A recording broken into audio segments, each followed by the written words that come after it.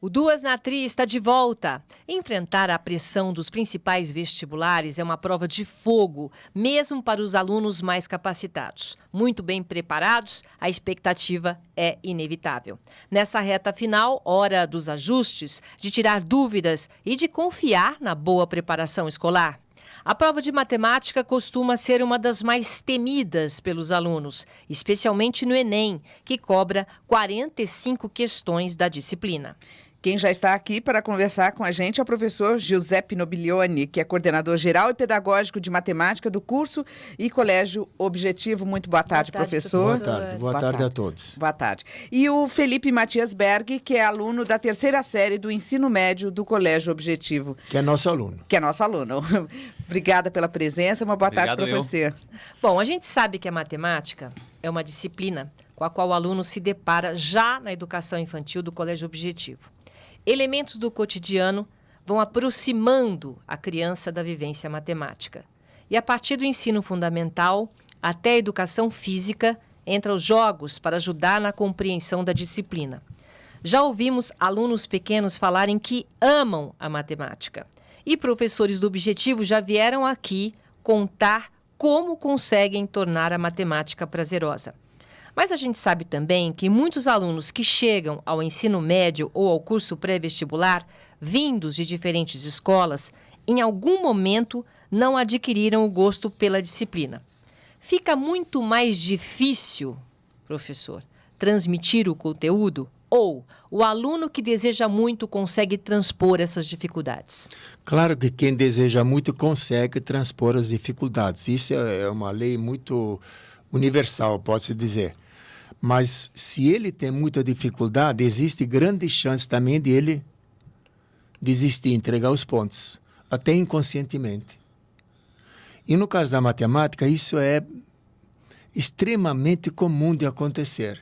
Você disse que nós temos uma preparação desde fazer com que... Porque esse, desde na verdade... pequeno gostar, né? Na verdade, esse é o segredo de qualquer aprendizado. Fazer com que o aluno ache que aquilo que ele está aprendendo é prazeroso, e é prazeroso. Por que a matemática, a partir de um certo ponto, não é mais prazerosa? Porque ele começa a ficar por fora. Então, existem alguns pontos, e eu já disse isso aqui uma vez, você me perguntou. O aluno começa a ir na escola, acha maravilha a matemática. Quando ele começa a somar, tem coisas muito fáceis, parece brincadeira. No dia que disseram para ele quanto vale 2 menos 5, ele fica... Aí já fica difícil, né, professor? Não, ele fica revoltado, injuriado. Porque ensinaram para ele que tinha 5 passarinhos, 2 vão voar, quanto é que sobram? Quase todo mundo ensina assim no começo. Aí ele imagina, como é que de 2 eu posso tirar 5? E você ainda pergunta quanto sobra. Então, essa ideia de que a matemática tem que ser extremamente... concreta. Literal, né? Concreta, que ele possa apalpar, é boa, mas tem suas limitações. Tem uma hora que é necessário que ele consiga abstrair, né? E essa é uma das inúmeras vezes que a criança tem chance de ficar com raiva da matemática. Felipe, para você, como é que é, na condição de aluno, como é que você recebe a matemática para ser estudada? Eu entendo a matemática como a disciplina principal da área de exatas, né? Ela serve... Lógico que é, né? Então, entender a matemática é fundamental para você conseguir ter um bom desempenho nas outras áreas, como química, como física, também biologia, em certo ponto. Né? Genética. E mesmo disciplinas de humanas, em gráficos de populações, em geografia e escalas de gráficos. Então, é muito importante você ter um conhecimento da matemática como disciplina de apoio para as outras disciplinas e também para a vida prática, né? Porque é uma coisa que você usa no seu cotidiano. Saber calcular um desconto, saber calcular... a diferença de preço entre uma embalagem com a quantidade do produto que tem dentro. Então, é uma coisa que é muito importante também no seu cotidiano, não só na escola. Professor, só para a gente terminar essa pergunta especificamente, quando o aluno, então a gente falou que se o aluno gosta desde pequeno, fica mais fácil. Quando você recebe alunos de outras escolas que já vêm com a dificuldade, é difícil, então, pouco tempo de cursinho, conseguir passar essa base? Olha, são duas colocações diferentes. Na nossa escola, a gente faz sempre uma reciclagem. Então, o aluno que vem do ensino fundamental, quando vem para o colegial, nós gastamos metade do primeiro ano praticamente recordando, para muita gente é aprendendo, né? Aqueles assuntos importantes do ensino fundamental. Faz uma revisão, né? Seria fazer conta com segurança, trabalhar com potência, com raiz, saber trabalhar uma expressão algébrica, saber resolver uma equação. São ferramentas que se usam em tudo na matemática. Sim. Se ele não tiver segurança em fazer isso, ele não consegue aprender outras coisas. No cursinho, é claro que é diferente, porque a gente tem pouco tempo, mas mesmo assim, nós também fazemos isso. O Felipe é desde pequeno, Felipe? Você já gosta de matemática desde pequeno? Eu entrei no Objetivo no 7º ano, então na Luiz Góes, né? E posso falar isso do material do Objetivo, né? No fundamental, são muito, muito bem trabalhados os conceitos fundamentais da matemática, né? Então, você já chega no ensino médio com uma base muito boa, tanto que os 6 primeiros meses, como ele falou, são realmente uma revisão do fundamental. Uhum.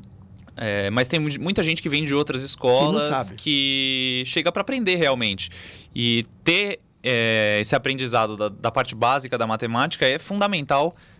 O professor pode até dizer melhor que eu, para o bom decorrer do resto da disciplina ao longo dos 3 anos, né? Sim, porque tudo que ele vai estudar sempre acaba recaindo nessas coisas. Sim. É questão de apresentar um elemento novo. No caso da álgebra, apresentar uma nova função.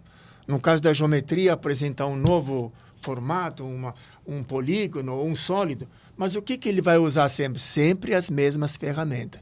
Então, neste caso, se ele tiver uma boa base, a matemática passa a ser um negócio prazeroso para o aluno.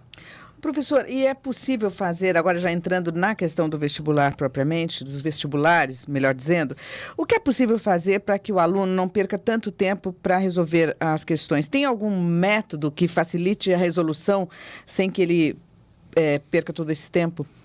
Bom, a gente orienta nossos alunos, nós orientamos nossos alunos no sentido de serem objetivos, sem fazer alusão ao nome. Ou seja, embora os vestibulares venham, de um modo geral, num nível crescente de dificuldade, portanto, se ele começar da questão 1 e vai em frente, geralmente é normal que as primeiras sejam mais fáceis e as outras vão dificultando aos poucos. Isso é muito bom para o aluno, porque ele começa, faz uma questão, ele se entusiasma e vai em frente, não é? Nem sempre é assim, mas na grande maioria das vezes é assim. Inclusive, nas provas escritas, é muito comum os examinadores fazerem questões em 2 itens.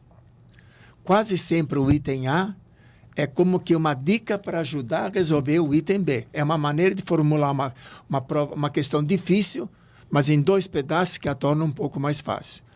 Agora, quando são provas longas, a gente sempre diz para o aluno, leia a questão. Não veio nada na cabeça, também não fique meia hora naquela questão. Senão você vai terminar o tempo, só fez aquela e ainda pode ter errado. Mas, professor, é melhor começar a prova pelas questões mais fáceis ou pelas mais difíceis? Ele não sabe quais são as mais fáceis e as mais difíceis. Ele tem que ler para isso, não é? Então, o que alguns fazem, e isso a gente avalia quando eles fazem os PGBs, eu acompanho, ou simulados no cursinho. Por exemplo, no dia que tem redação, alguns fazem primeiro os testes e depois fazem a redação. Outros fazem o contrário. Eu vou fazer primeiro a redação, que eu gasto um tempo mais ou menos limite, depois eu tenho todo o tempo para fazer as questões. Quem é bom de matemática, de exatas, eu acho que vai dar preferência a fazer primeiro as questões de exatas. Isso pode ser, não é? Mas, por exemplo, no caso do segundo dia, só tem matemática nas 45 questões. Estou falando de Enem, né? Estou falando de Enem. Tá. Mas, de um modo geral, nos outros não. Na FUVEST, por exemplo, ele faz uma prova só, né? De 90 testes. Mas, de qualquer maneira, é isso mesmo. Ele tem que ir... Quer dizer, que não dá para saber quais são as fases. Não dá. Ele tem que dar um jeito. Porque eu vou comentar uma coisa, espero que vocês concordem comigo. Se não concordarem, podem reclamar. Você, às vezes, quer lembrar o nome de uma pessoa ou de uma coisa e não lembra. Ah, Exato. não lembra. É horrível isso. Isso. Não lembra. Aham. Deixa do lado. Continua a tua conversa. Tipo assim, daqui a pouco eu lembro. Peraí. Você parou de falar daqui a... lembrei. Lembrei. É Exato. isso mesmo. Eu acho que... Então, se você, às vezes, lê uma questão, você já leu, já sabe do que se trata. Daqui a pouco você Né? se lembra como é que faz aquela questão. O que você ia colocar? Eu acho que é muito, como o professor falou, cada pessoa tem mais facilidade numa área. E vai muito da prática e do treino, por exemplo, nas PGBs, que são, que é PGBs? são o que a gente chama de prova geral básica. Então, ela é uma prova no mesmo formato do Enem. São 2 dias de prova, 5 horas e meia no primeiro, quer dizer, 4 horas e meia no primeiro, perdão, É o contrário. 5 horas e meia no primeiro, que é o dia em que nós temos 45 questões de linguagens, 45 questões de ciências humanas e uma redação. 4 horas e meia no segundo, com matemática e ciências da natureza. Exatamente o mesmo formato do Enem, 90 questões em cada dia, no primeiro dia uma redação. E de você fazer a prova várias vezes, você vai desenvolvendo para você mesmo o seu método de prova. Então, no meu caso, eu tenho facilidade na área de biologia. Então, eu procuro começar a prova por biologia, porque eu vou gastar um tempo menor e vou dedicando o resto do tempo que sobrar para as áreas que eu tenho mais dificuldade. E eu procuro fazer a prova assim. Leio o exercício. Se eu não sei, eu pulo ele. É isso Deixo aí. ele para depois. Professor, ok. tá Então- correto esse caminho. Então, porque o que acontece? Não vale a pena eu gastar, às vezes, 5, 6 minutos numa questão que eu vou passar trabalho para fazer e eu não sei se eu vou acertar, Pode errar? e aí vai faltar tempo para fazer uma questão que eu sabia e que eu tive que chutar por falta de tempo. Que às vezes nem que leu. eu ia acertar, que eu não tive tempo de ler. Então, eu procuro assim, se for necessário chutar por falta de tempo, que chute as questões que você sabe Isso. que você gastaria mais tempo, que você teria maior dificuldade ou que você não sabia. E quanto à questão do branco, né? De você esquecer, o que eu procuro fazer? Eu deixo essas questões para o final e eu geralmente gosto de dar um intervalo na minha prova. Então eu vou no banheiro, bebo uma água, 3, 4 minutos, que é o suficiente para você dar uma espairecida e às vezes você volta, vem a resposta na sua cabeça. Isso é fato, isso é um fato. Professor. Porque, por exemplo, ele é um menino bem Pertinho. preparado. Ele é um menino bem preparado. Pode ser que numa questão ele vai ler e não venha na cabeça, deu branco, está nervoso, está preocupado, está com aquele friozinho na barriga. E é o natural. ambiente, O né? ambiente estressa muito a pessoa. Agora, nossos alunos, por exemplo, isso eu tenho que falar, os outros eu não sei como é que é, eles se preparam para isso, estou falando em termos de Enem e também dos grandes vestibulares, desde o primeiro ano do ensino médio, Que legal. né? Quantos PGBs você já fez? Só esse ano eu fiz 8 PGBs, mais Uau. 4 no segundo ano e 4 no primeiro ano, sem contar os simulados de Enem. Então, Portanto, esse ele ano... fez 16 provas. 16, só dessa... Só do Enem, só do Enem. Você Mais faz os no 2 último ano. simulados. Fora os simulados que ele também faz quando nós temos as provas parecidas para o cursinho. Você está aqui no último? Eu tô no último ano. Ele vai Quer dizer que fazer hoje já. Fazer o vestibular. Nossa. Daqui a 20, 21 dias eu tô enfrentando o Enem, primeiro dia. Então você veja Não, bem, mas já ficou 5 horas e meia treinando, 4 horas no outro dia veja bem, treinando. quando ele vai fazer a prova, ele não vai achar nada de novidade. Sim, já está Imagina treinado uma pessoa pra que não isso. fez nenhuma prova dessa. Sim. Nossa, ele vai ficar... Mesmo a gente, nos primeiros anos, a gente reclamava muito dessas provas. Até por uma questão de paciência e de boa vontade. São textos longos. Sim. Imagina o primeiro domingo. Não queria estar na pele deles. É verdade. São 32, 33 páginas de texto para você ler e fazer exercício com Às a vezes pressão. tem uma questão que é de português que é uma página inteira. Ai, ai, ai. Então tem que ter um preparo inclusive físico, né, da pessoa saber se avaliar, não se estressar antes da hora, lembrar que se está difícil para ele e para os outros. Ter uma boa abordagem, como ele falou, você vê que ele falou exatamente aquilo que a gente fala para os alunos, exatamente. Agora, professor, em relação já no sentido de ter tempo para ler, em relação à matemática, qual que é a melhor maneira de interpretar o enunciado das questões de matemática? É importante que o candidato leia a questão até o final com calma? É isso? Dá para ter calma para Bom. ler nas questões de matemática? Eu vou dar uma resposta e ele vai dar outra. Pode ser? Quer Pode. falar primeiro ou eu falo primeiro? Por favor, professor. Ó, o que a gente orienta os alunos, leia de cabo a rabo, leia a questão inteira. Tá. Se for uma questão aqui de vestibular, que é o que nós estamos tratando, não costuma ser uma questão muito... Às vezes é fácil também. Então, talvez numa primeira leitura, até se for um enunciado longo, eu acabo me enrolando. Uma senhora foi na feira comprar peras e maçãs, pagou tanto. Aí chega no fim e não lembro mais como é que começou, né? Chega na metade da leitura e já esqueceu. Então, numa segunda leitura, eu acho que ele tem que ir lendo e anotando. Exatamente, grifando os dados importantes, né, para o exercício. Grifando ou fazendo uma tabelinha, o que ele achar, da maneira como ele achar melhor. Aí, quando ele terminou, ele tem, de uma maneira bem compacta, todos os elementos que ele né? precisa. Se for uma questão de geometria, fazer uma boa figura, anotar todos os dados, escolher bem as incógnitas. Isso ajuda muito. O que é? Escolher bem as incógnitas é o que eu vou escolher. Como é que eu vou falar? Vamos supor, vamos pegar um exercício de exemplo.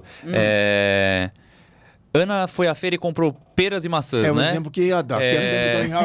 Peras e maçãs. Ela comprou 10 peras e maçãs e você sabe que o número de peras era 3 vezes maior que o número de maçãs. É um caso, um exercício de sistema, né? Então, assim, você chamar... Ao invés de você escrever pera, você usa a letra P para se referir a pera e a letra M para se referir a maçã. Então, você vai montar o esquema, ao invés de escrever peras mais maçãs igual a 10, você escreve P mais M igual a 10. E nesse tipo de coisa você vai diminuindo o que você escreve e, consequentemente, você diminui o seu tempo para exercício. E... Otimizar o tempo. Exatamente. A linguagem algébrica nada mais é do que escrever uma frase usando símbolos. Resumo, né? Resumidamente. Né? E você viu o que ele falou? Ele chamou peras de P e maçãs de M. Sim. Isso é muito legal. Porque nós sempre fomos acostumados na escola a chamar tudo de X e Y. Não sei quem foi o esperto que achou que tinha que prestigiar o X e o Y. Então, meus problemas começaram aí. Então, esse é outra encrenca.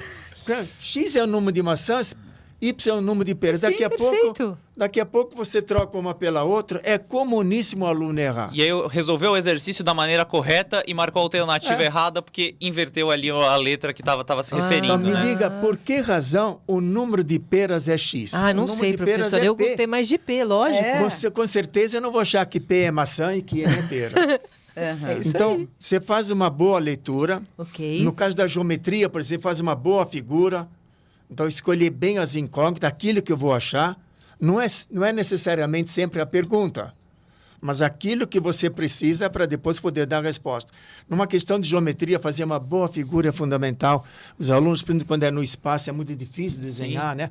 Você vai desenhar... A visão espacial que a prova pede muito, né? Pede muito. Mesmo? Felipe, só interrompendo só um pouquinho, é que estão achando você tão bonito, você tá de costas. Então, você ficar um pouquinho mais assim, que a gente tem uma câmera ali. Isso, olha lá, Felipe arrumou o cabelo. Lá, né? Não, era do Felipe. Estavam falando do Felipe, não estavam falando... Aqui, comigo não... Olha que menino bonito. Tem que olhar para lá, por favor. Bom, mas aí você estava concluindo a fala dele.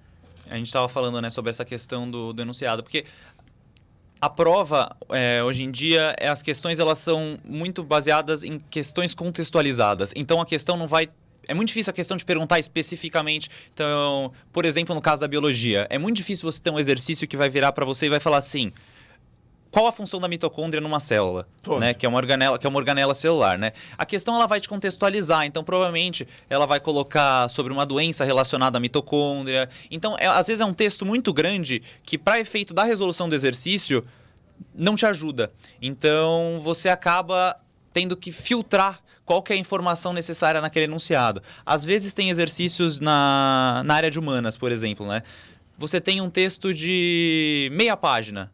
E aí, no final, ele fala assim, de acordo com seus conhecimentos. Você não precisava ter lido o texto para resolver a questão.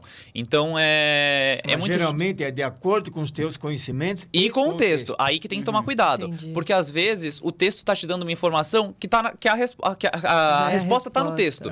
E aí, às vezes, o aluno pensa, não, mas eu estudei assim. Mas, às vezes, a resposta está no texto. Então, tem que tomar muito cuidado com essa interpretação de texto. O que tirar do texto, né? E saber ler o texto de uma maneira, eu vou colocar interpretar assim... de uma maneira maliciosa. Então, saber o que ele está querendo tirar daquele texto, o que o examinador está querendo que você tire daquele texto, né? Por exemplo, o exemplo que ele deu de biologia, no caso da matemática. Você viu que ele falou de peras e maçãs? No lugar do examinador dizer, resolva o sistema x mais y igual a 10, 3x mais 4y igual a 20. Então ele fala, uma senhora foi na feira comprar peras e maçãs, ao todo 10 frutas e gastou tanto.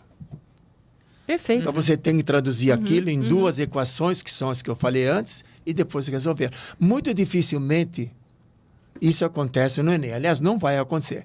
Na FUVEST já acontece menos, mas ainda acontece. Resolva tal equação. Sim. Resolva esse sistema. Eu não sou contra isso. Questões assim são boas também.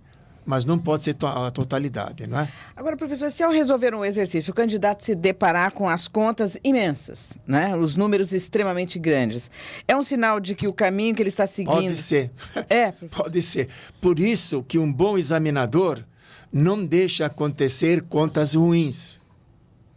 Ou seja, procura não propor uma questão que tenha muitas contas, ou que tenha contas cujos resultados são estrambólicos, digamos assim.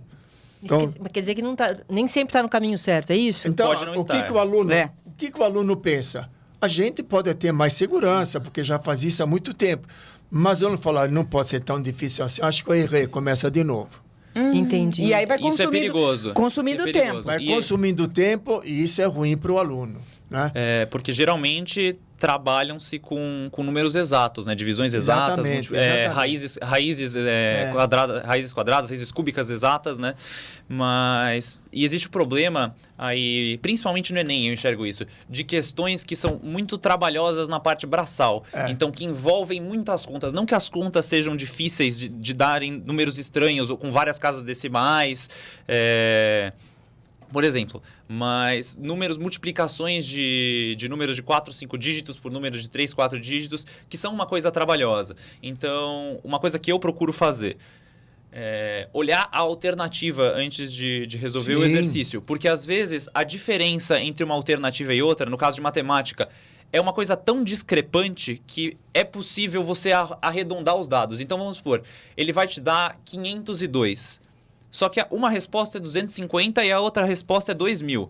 Então, se eu mudar esse 502 para 500, eu vou chegar num resultado aproximado. Então, você, com a prática também, você começa a pegar essa jogada das alternativas para não ter que fazer, às vezes, a conta completamente para chegar no resultado perfeito. E aí, às vezes, você chegar no resultado 250, você vai chegar no resultado 240.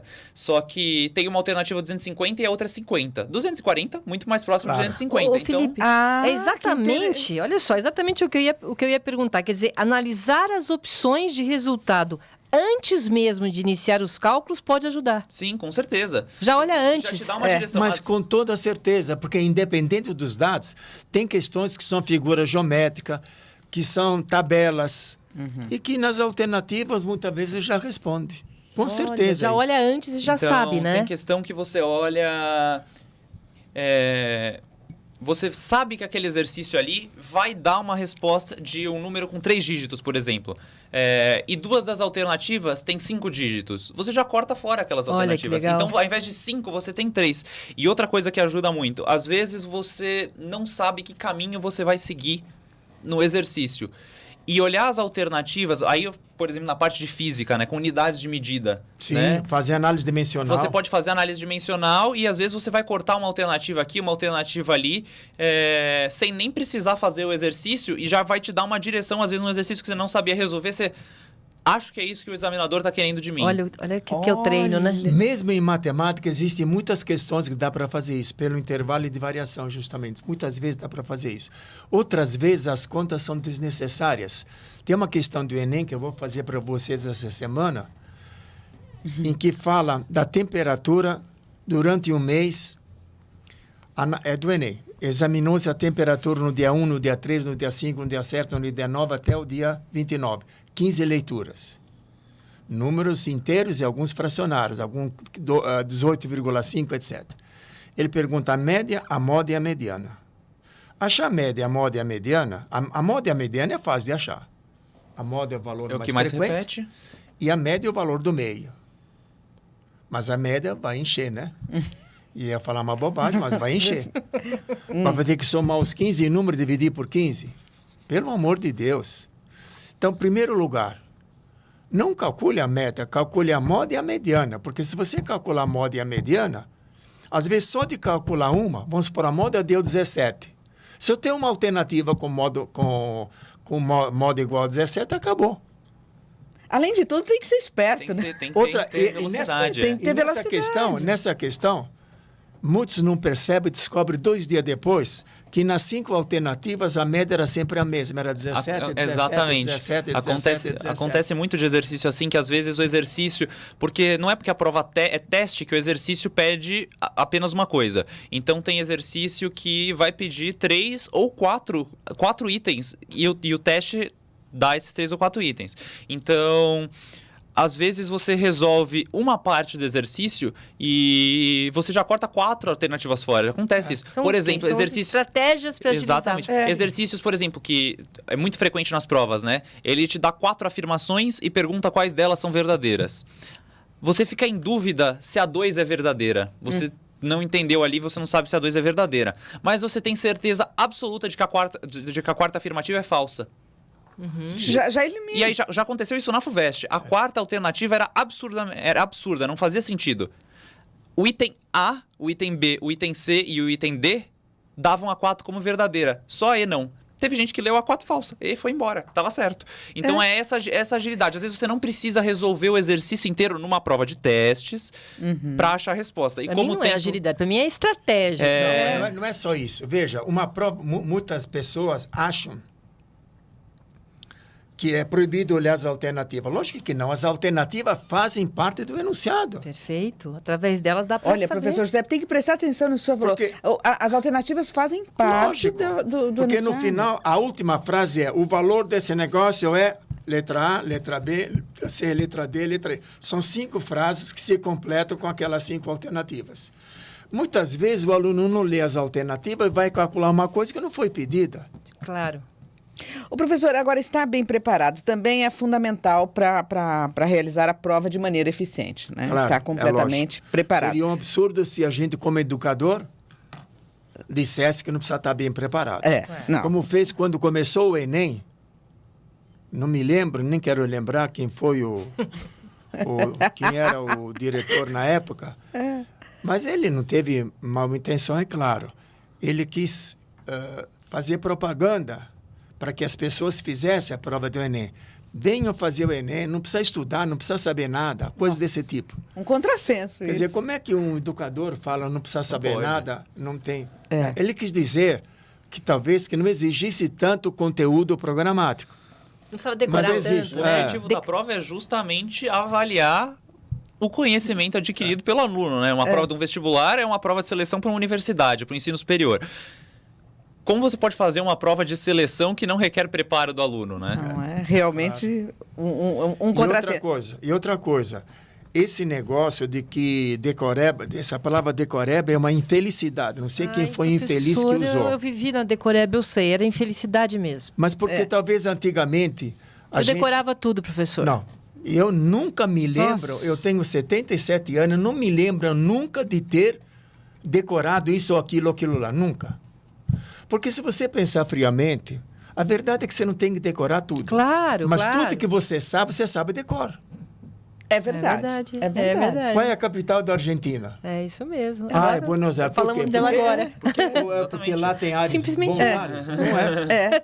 Certo? Porque simplesmente é. Agora, o professor, e nesse preparo, o método de estudo da matemática é diferente de outras disciplinas? Eu acredito que cada matéria tenha Isso é um características método específico, diferentes, claro. Na matemática Na tem. matemática, basicamente, o que nós fazemos é muito exercício, né? Cada aula a gente apresenta alguma coisa nova em termos de teoria, muito pouco. Sempre que possível, justificar os resultados para que torne o conhecimento mais fácil. Sim. Por exemplo, não sei se você já teve essa aula, em geometria, calcular áreas e volumes, não é? Às vezes o aluno acha um pouco chato decorar as fórmulas. Mas qual é o volume de um cilindro? Área É a área da base? vezes a altura. Qual seria uma maneira boa de eu me lembrar disso? É o mesmo de um paralelepípedo, né? Isso, mas... tanto faz um cilindro como um paralelepípedo, isso mesmo. Mas como é que você imagina a área da base vezes a altura? É como se fosse uma bolacha vezes o número de bolachas. Bolachas, exatamente. Sim? Sim. Pronto. É fácil lembrar da base vezes a altura. A gente está dando já a dica da última pergunta. Quando for uma figura com ponta, que é o cone, a pirâmide, a terça parte. Fala, mas por que a terça parte? O professor demonstrou para você por que é a terça parte? Não demonstrou, porque no terceiro ano é muito corrido, a gente tem Isso, muito conteúdo não para demonstrou. ver, né? Tem na demonstração no livro. Tem na demonstração no livro e no caderno também. Mas hoje muita gente não demonstra mais. Sabe por quê? Porque a melhor maneira, isso algum professor muito legal, não sei quem foi, inventou uma maneira muito simples. Pegou um cilindro, sabia disso? Não, um esse cilindro não. e um cone. O cilindro é uma latinha de cerveja. E um cone é um chapéu chinês, não é? Imagina um cilindro e um cone com a mesma base. E com a mesma altura. O cone tem menos volume que o cilindro.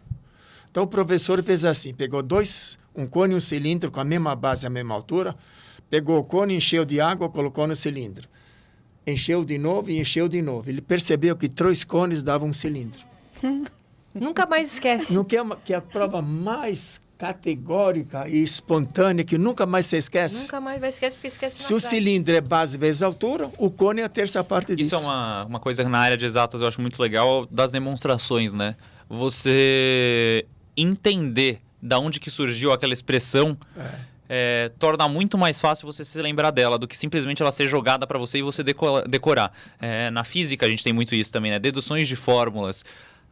Existem algumas poucas fórmulas que são as fórmulas básicas, né? Claro. Que essas você tem que saber. Mas as outras fórmulas se desenrolam a partir dessa. Então você saber de onde que vem aquela expressão, às vezes, por exemplo, já aconteceu comigo em prova. Não lembro Mas deduziu. essa fórmula. Mas eu lembro o caminho que o professor seguiu para chegar nessa fórmula. Então, através da fórmula que eu sabia, eu consegui chegar na que eu não sabia. Acabou deduzindo. E não é uma coisa decorada, porque é uma coisa que você aprende como se chegar naquilo, né? Perfeito. Quer dizer, tudo que você tem em sala de aula, tudo que você aprende ali, em algum momento você vai usar. Com certeza. Vai muito disso, né? Muitas vezes o aluno chega nessa reta final do ano e que a gente entra muito em revisão agora. Sim. E aí eu vejo assim, de cair no erro de essa disciplina eu já sei, eu não preciso mais assistir aula. Vão ter coisas ali que o professor vai te lembrar, ou às vezes dar uma dica nova que vai te lembrar de uma coisa, ou às vezes até te ensinar, mesmo dentro de um assunto que você já domine. Porque, óbvio, as pessoas têm mais facilidades em algumas áreas, então ela domina mais um assunto. Mas sempre tem uma coisa ali, outra aqui, que no meio da aula talvez passe despercebido para algum, mas que vai fazer a diferença. Porque tudo que o professor fala em sala de aula não é bobagem, né? Não. Eu espero que não. Tem algum motivo para ele estar falando aquilo. Então é muito importante ter concentração e foco o máximo possível nas aulas, principalmente agora nesse período de revisão, uma coisa né? muito legal, que o nosso curso termina com uma belíssima revisão. Isso é importantíssimo. E o mais importante de uma revisão, além daquilo que ele falou, que o professor, com a prática que tem, ele consegue com pouco tempo lembrar as coisas importantes, dividir o tempo do aluno para que ele possa revisar tudo. Ótimo. Porque o que acontece nessa época? O aluno está estudando matemática. Aí ele fala, puxa, mas também não sei história, então vou estudar história. Não vai dar tempo de estudar geografia, não vai dar tempo... Então, o que nós fazemos? Nessa revisão, que são 4 semanas, se eu não me engano, a matéria é dividida. Então, o aluno sabe que naquele dia ele teve 6 aulas, ele tem que estudar, tem que recordar aqueles 6 assuntos. Se ele fizer isso todo dia, sem afobação, vai dar tempo certinho para terminar a revisão. Um planejamento de estudo, né? Isso. Ô, José, o nosso tempo está acabando, mas eu preciso só fazer mais uma pergunta. Então, na prova de matemática, a interpretação de texto também é fundamental? Nossa Senhora, mais do que nunca. Mais do que nunca. Existem questões acho que 2 dias atrás, uma moça do cursinho veio me perguntar 2 coisas. 2 questões do Enem, que eram fáceis, mas a interpretação delas era um pouco difícil. Eu comecei a ler com ela com calma, olhava, tinha uma tabela, olhei, fui mostrando. Ela acabou percebendo o que era para fazer. Às vezes os enunciados são muito enrolados. E o Enem faz isso de propósito para exigir do aluno, né? Que ele tenha esse poder de... A gente pode dizer que o Enem faz com que o vestibular seja globalizado, né? Porque tudo que ele aprende, desde que ele começa a ir na escola até o final do ensino médio, é utilizado. Aquele menino que lê desde o começo, que historinhas fáceis... Avalia o aluno desde o início. Eu acho isso bem legal. Eu acho que isso é... Fundamental. Fundamental. Caindo de novo naquela questão, né? da experiência que você tem de ler o enunciado, de se acostumar com esse tipo de exercício, né?